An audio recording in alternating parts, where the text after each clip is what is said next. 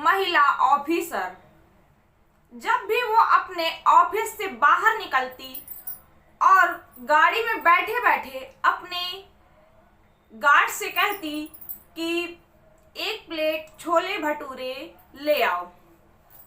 वो छोले भटूरे लाया तो उसे जब उस छोले भटूरे को खाया इस महिला AIS ने, तो उसको छोले भटूरे बहुत पसंद आए, टेस्टी लगे, बहुत टेस्टी थे छोले भटूरे। तो उसने का रोज का रूटीन बन गया था। वो जब भी ऑफिस से बाहर निकलती या ऑफिस के अंदर जब भी उसे कुछ खाने का मन होता तो वो छोले भटूरे ही मंगाती थी। एक दिन वो जब गाड़ी में बैठे बैठे गार्ड से उसने कहा कि ऐसा करो कि 1 प्लेट मेरे लिए छोले भटूरे ले आओ। वो छोले भटूरे लेने गया और जब उसने देखा कि ये किस जगह से छोले भटूरे ला रहा है, तो उसने देखा कि जिस ठेले से वो छोले भटूरे ला रहा है उस ठेले में जो छोले भटूरे वाला है, जो छोले भटूरे बना रहा है और लोगों को दे रहा है, वो उसका तलाकशुदा पति है।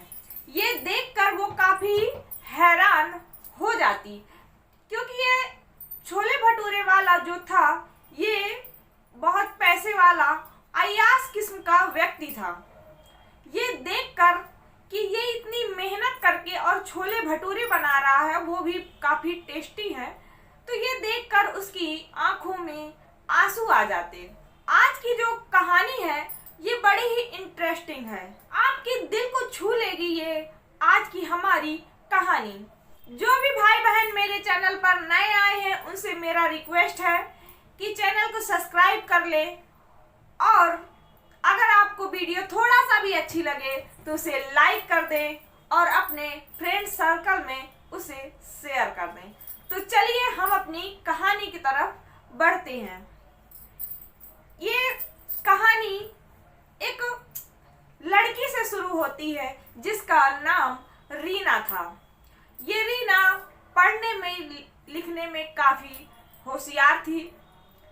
वो UPSC की तैयारी कर रही थी। UPSC की तैयारी के साथ साथ घर में माँ नहीं थी, सिर्फ ये रीना और इसके पिता ओम प्रकाश, ये दोनों ही उस घर में रहते थे। तो ये UPSC की तैयारी भी करती और घर का जो थोड़ा बहुत काम था वो भी देखती।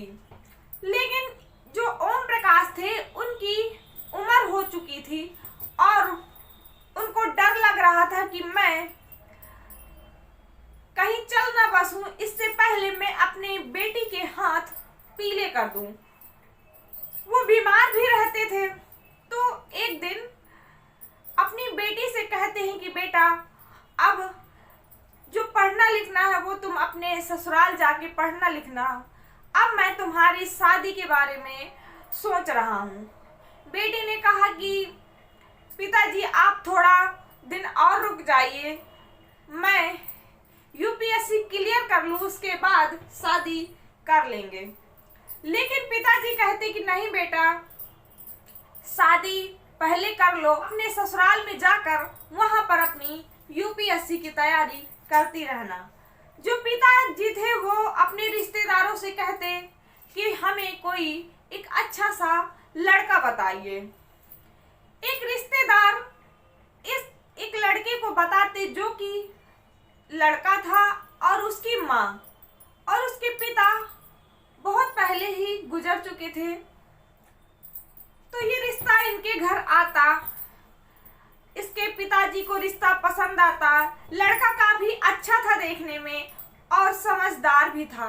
वो रीना की और रीना की पापा की काफी इज्जत से उनसे पेश आता था। जब भी वो घर में आता या उनसे ये मिलते, लड़का इन्हें ओम प्रकाश को काफी पसंद आया। तो उसने अपनी बेटी से बात की और कहा कि अब तुम शादी के लिए राजी हो जाओ और इस लड़के से शादी कर लो। लड़के का नाम सुमित था। लड़का बहुत ही अच्छा था। तो इनके पिताजी रीना की शादी सुमित से कर देते, शादी कर देते और ये रीना अपने ससुराल चली जाती।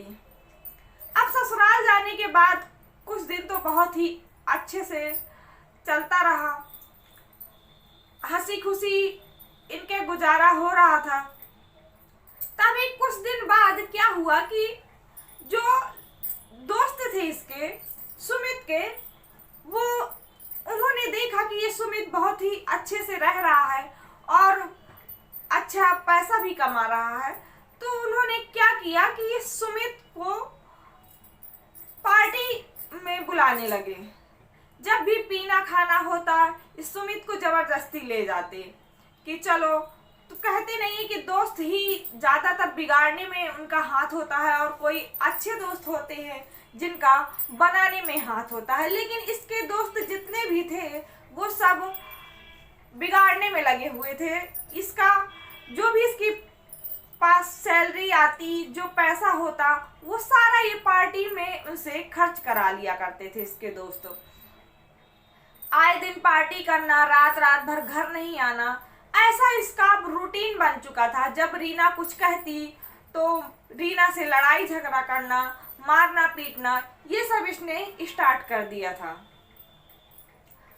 और दोस्त इसको और बढ़ावा देते कि जो तुम कर रहे हो वो बिल्कुल ठीक कर रहे हो और तुम्हारी पत्नी बहुत तुमसे लड़ती झगड़ती है।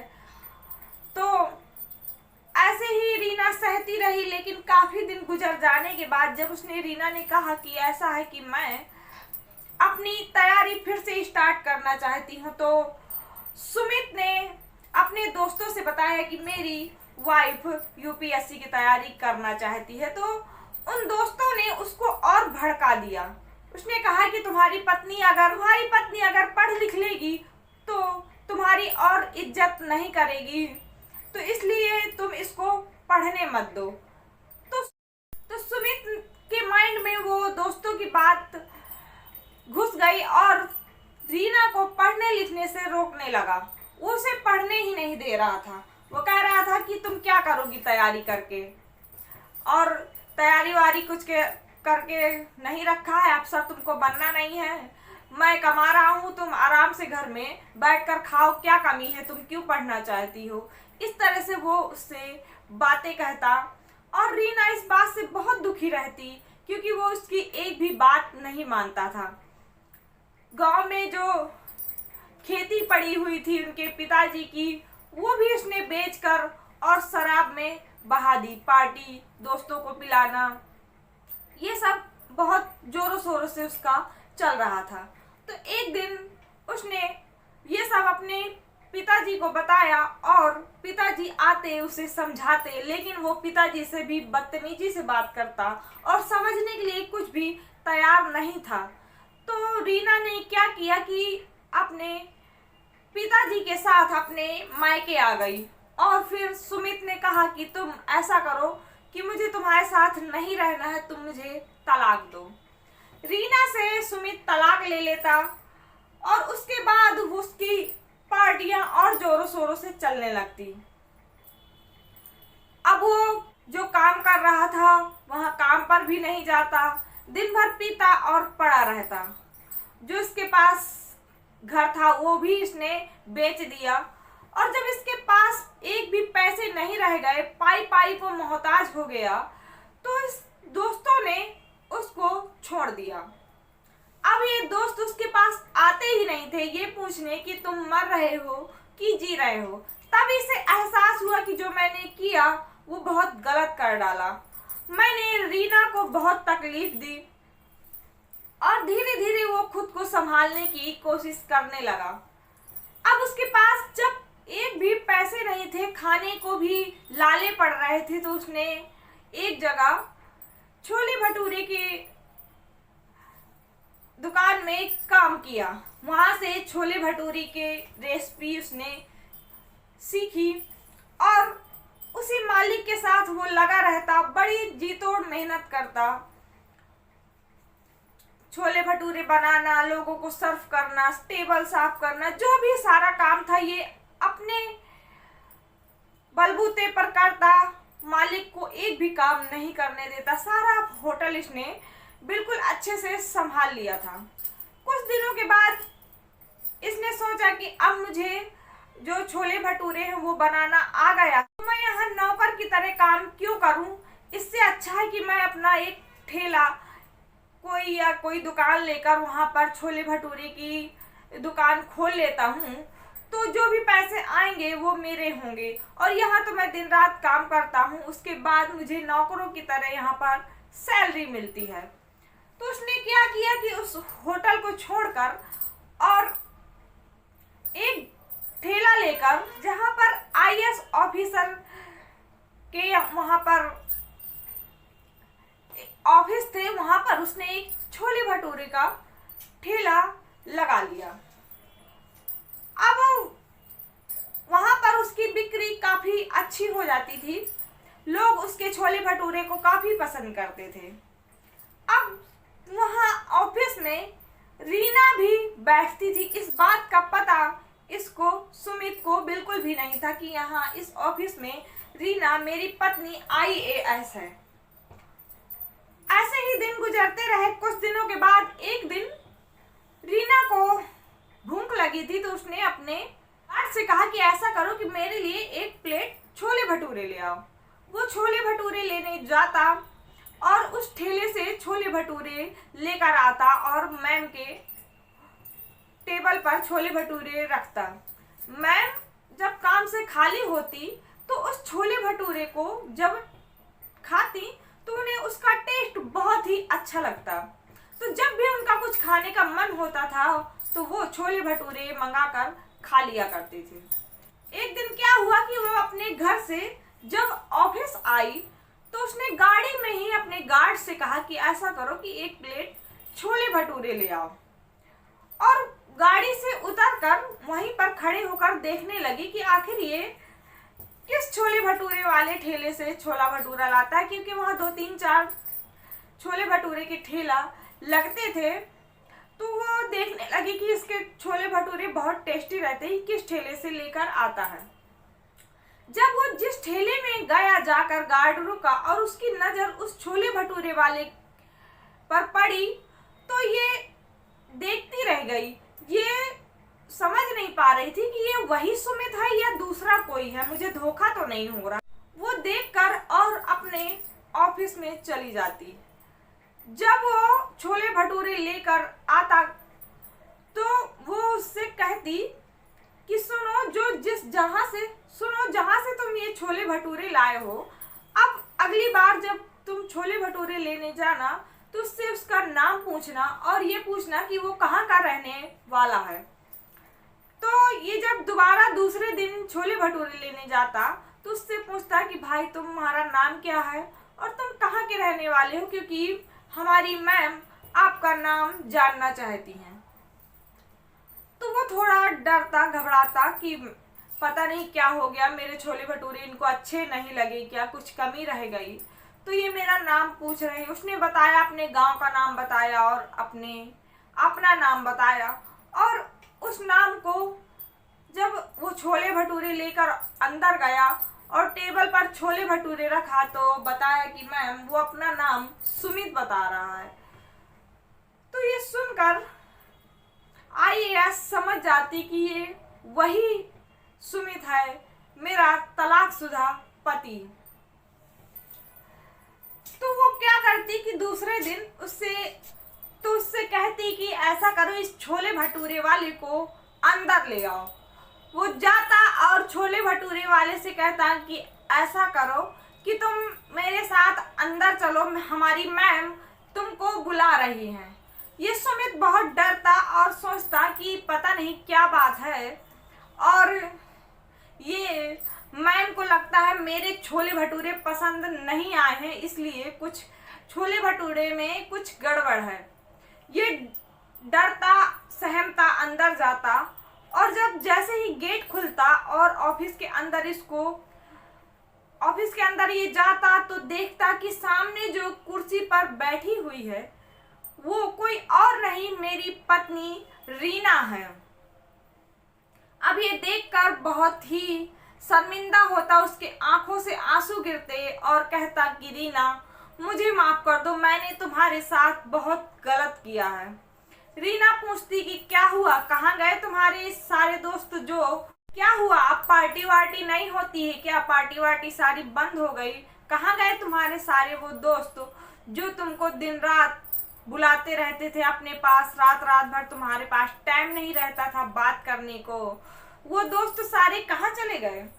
सुमित कहता कि मैं बहुत शर्मिंदा हूँ रीना, और मुझे माफ कर दो, क्योंकि मेरे दोस्तों ने मुझे बहुत भड़काया और मुझे गलत रास्ता दिखाया, जिससे मैं अपने रास्ते से भटक गया और तुम्हारे साथ मैंने बहुत गलत किया। मैंने तुम्हें बहुत तकलीफ दी है। तुम जो भी तकलीफ, जो भी सजा तुम मुझे देना चाहो, मैं भुगतने के लिए तैयार हूँ। तो रीना कहती कि ऐसा कुछ नहीं, मैं तुम्हें कोई सजा नहीं देना चाहती। मैं कौन होती हूँ तुम्हें सजा देने वाली? जाओ तुम अपने उन्हीं दोस्तों के साथ और पार्टी करो। और माँ का क्या हाल है, माँ कैसी है? तो बताता कि माँ काफ़ी दिन पहले गुजर चुकी और मैं अकेला बचा। मैंने अपना घर भी बेच दिया और सब कुछ मैं बर्बाद हो गया। उसके बाद मैंने ये छोले भटूरे का काम किया। अब मैंने वो सारी आदतें छोड़ दी हैं। मैं समझ चुका हूँ कि गलत रास्ता गलत ही होता है। वो पल भर की खुशियाँ दे सकता है, जिंदगी भर का सुख नहीं दे सकता। अब मैंने पीना भी छोड़ दिया है और मैं पार्टी तो बिल्कुल भी नहीं करता हूँ। मैं यहाँ अकेले रहता हूँ, ठेला अपना लगाता हूँ, अपना खुद ही मेहनत करके सारी चीज़ें तैयार करता हूँ। तो रीना जब सुनती तो उसको थोड़ा सा दया आती और वो कहती कि ऐसा करना कि तुम घर में शाम को घर में मुझसे मिलना। वो घर मिलने जाता तो जब उसके पिता देखते उसको तो वो गुस्सा नहीं करते। वो कहती कि बेटा तुम यहाँ कैसे, और क्या हाल है, क्या कर रहे हो इस समय पर, कैसा चल रहा है? तो ये सुमित उनसे भी माफ़ी मांगता, उनके पैरों पर गिरकर रोने लगता और कहता कि पिताजी मुझे माफ़ कर दीजिए, मैंने बहुत बड़ी गलती कर दी।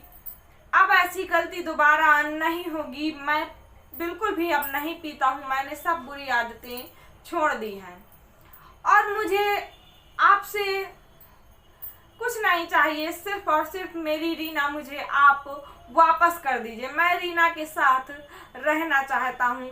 वो गलती जो हो चुकी वो कभी अब दोबारा नहीं होगी। रीना भी उसकी बात को मान जाती, उसके साथ रहने को राजी हो जाती। रीना अपने पति को क्या करती कि एक अच्छा रेस्टोरेंट खुलवाती, कहती कि अब तुम यहाँ पर काम करो, मन लगाकर इस रेस्टोरेंट को आगे बढ़ाने की कोशिश करो। ठेला बंद करके अब सुमित होटल में मालिक की तरह बैठता और वहाँ नौकर काम करते। अब ये रीना और सुमित अच्छी प्यार भरी जिंदगी बिताने लगते हैं। आज की ये कहानी आपको कैसी लगी आप हमें कमेंट में ज़रूर बताइएगा। ये कहानी बहुत ही दिल को छू लेने वाली थी। मैं उम्मीद करती हूँ कि जो भी तलाक लेने की सोच रहे हैं वो इस कहानी को ज़रूर सुने और समझें कि पति पत्नी का साथ ही एक सही साथ है और ये जो यार दोस्त होते हैं वो सब बिगाड़ने वाले होते हैं। अगर आपके पास है तो आपके चारों ओर घूमते रहेंगे और जब आपके पास पैसा रुपया दौलत सब कुछ खत्म हो जाएगी तो वो आपको पानी के लिए भी पूछने नहीं आएंगे। तो आज की कहानी में बस इतना ही। मिलते हैं एक नई कहानी में एक नई जानकारी के साथ। तब तक के लिए जय हिंद।